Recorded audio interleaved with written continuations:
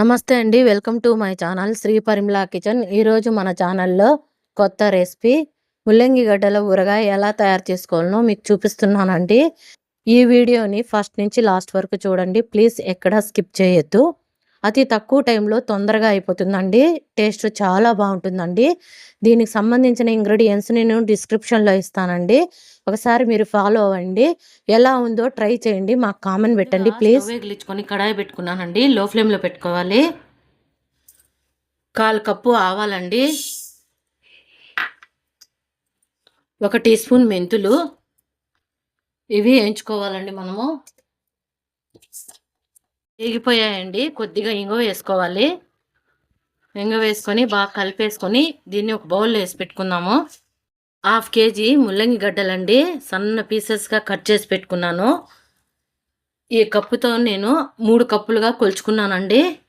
ఇవి కడాయిలో వేసుకొని లో ఫ్లేమ్ కాదండి, హై ఫ్లేమ్ కాదండి, మీడియం ఫ్లేమ్లో పెట్టుకొని 10 నిమిషాల సేపు మనం వాడ్చానండి. ఈ విధంగా వాడ్చుకోవాలి.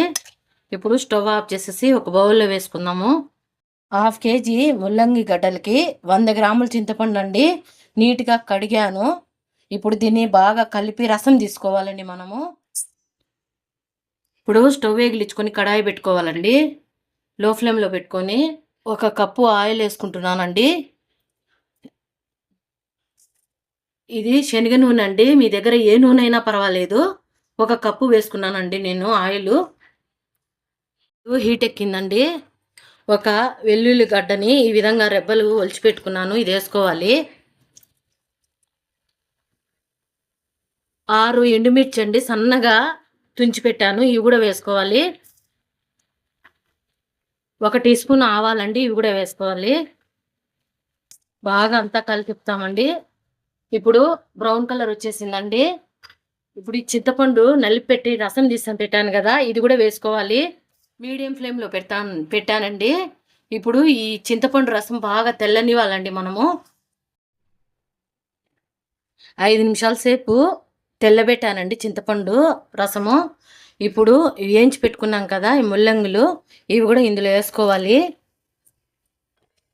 బాగా అంతా కలితిప్పుకొని మనకు ఆయిల్ పైకి తేలాలండి.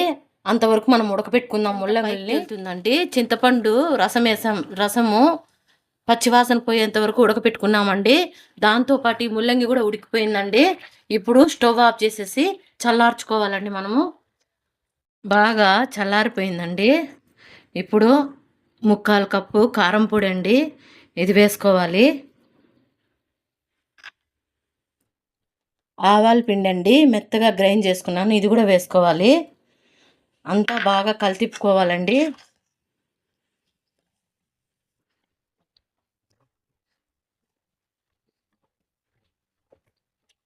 రాళ్ళుప్పు అండి, ఇది మెత్తగా గ్రైండ్ చేశాను, ఇది కూడా వేసుకోవాలి.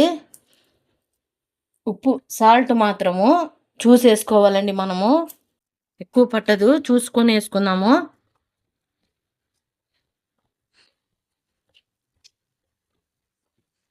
చూసారు కదండి, ముల్లంగి గడ్డల ఊరగాయ ఎలా తయారు చేసుకోవాలో చూపించానండి.